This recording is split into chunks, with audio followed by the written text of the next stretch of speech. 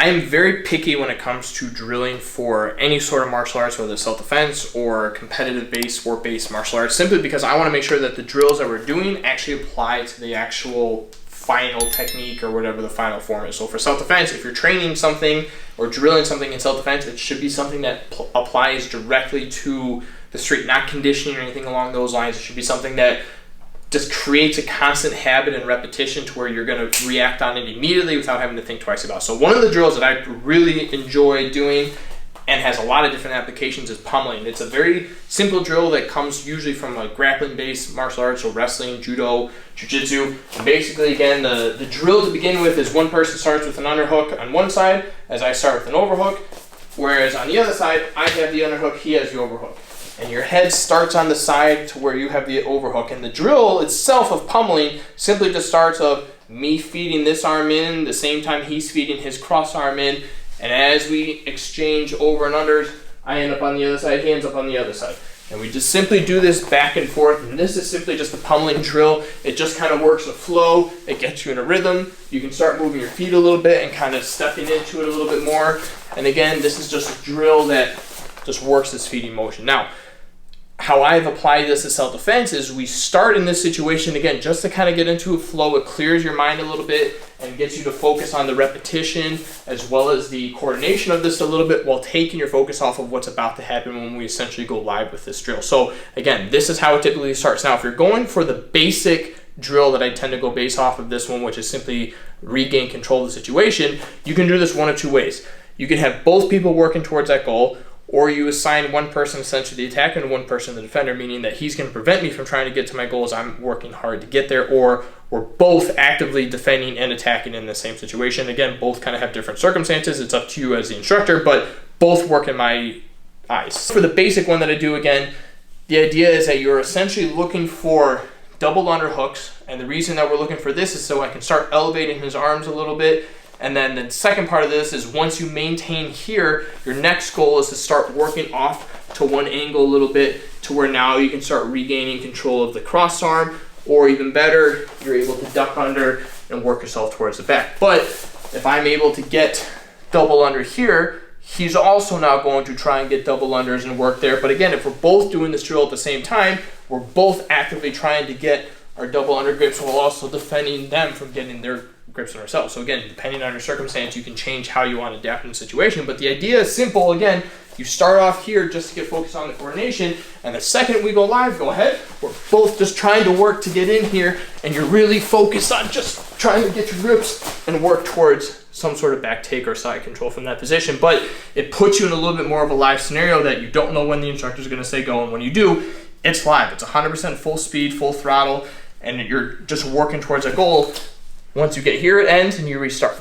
Start over and you continue going through again, or again, you can take it one step further, and if you do get the back, hold it for a few seconds or take the person down, whatever the case is. But it's allowing you to get comfortable in these close quarter situations with someone that's resisting at 100% resistance or close to it, and it kind of, you veer off the technique a little bit, which is what you want in these drills, to where we're not just going to keep doing this motion.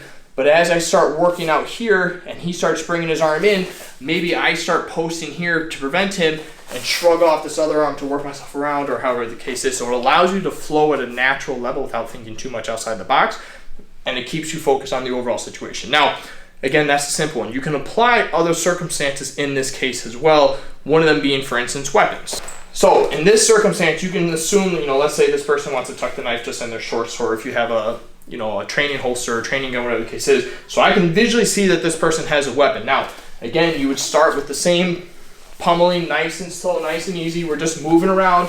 Now, same situation applies that as soon as we go live, he is now the attacker, I'm the defender. We're not both trying to do anything in this circumstance, but I know that he has a weapon. I've seen the weapon. As soon as we go live, his goal is essentially to pull the weapon out and stab me. My goal is to either get to a dominant position where I can incapacitate him, again, if we use any of our self-defense chokes or takedowns, and restrain him from there, or if he does manage to pull the weapon, I have to be able to disengage that weapon or be able to control the attacking arm. And again, this drill allows you to go into multiple different circumstances and scenarios, which if you're training on a specific sequence, you're not always going to get off. If I said, okay, just hold the knife, my focus is if we're here, there's a very specific line of techniques that you're going to do. Whereas in this situation, when it's in here and we're just focused on the overall drill, when I say live, you just go, countless different things can happen, which again really helps for you in that training. So again, if we're in the situation, as soon as we say live, go ahead, and he starts reaching for it. Now I have to deal with the situation. Like, okay, in this situation, I got the control of the knife. What is my next goal from here? Do I want to work this cross grip and get from here? Do I want to pass the knife through and work the grip on the other side? It all kind of just depends on that circumstance, and you just learn to go with it. If you mess up and you get stabbed or you essentially fail the drill, that's fine. You start over and you do it again and you make adjustments, but you never know if this person's going to change up anything. So drills like this really keep you on your toes, and again, it really helps you react a little bit better and more efficiently when you are in a real situation, because your body's already used to looking for different circumstances rather than tunnel visioning on a specific technique that only works if A, B, and C happen, rather than anything can happen and you just have to learn how to adapt in that circumstance. The last thing, which again kind of feeds off the first two ideas with this drill, is you can utilize this drill with multiple different circumstances, and these are just small examples, but one of the ones that we also tend to do is I assign you a specific position or restraint that you're supposed to try and end up to as much as possible. Again, it's not always going to happen, but your goal is to work towards that so you can get comfortable working in the clinch. So for instance, if I want you to end up in a Russian tie of some sort from here, you have to figure out that, oh, go ahead, like once we go live, how do I manage to work myself to where I can successfully get myself into this position? And then once you get into this position, again, it's either, okay, I got here and we stop, or I got here and now it goes to part two, whereas I now have to hold this position for 3, 4, 5 seconds and be able to control this person, or I have to be able to then from here, okay, now take the person down. You know, you can break up these drills into different sequences and start with one, and every time we continue to do the drill, you add another section. So eventually you're doing a whole series of drills based off of just one, which in this case was the pummeling. So this is one drill that I highly recommend that all self-defense schools utilize. Again, this is more of a sport-based drill, but I have started to see a little bit more of the self-defense schools utilize this, especially law enforcement, especially if you're dealing with weapons or someone that could potentially be hiding a weapon or even trying to obtain your weapon, something that's extremely effective to train with. So give this a shot. Let us know what you think about this drill, or if you have any other situations that you would want us to see try or actually demonstrate for you, but give it a shot. Let us know what you think.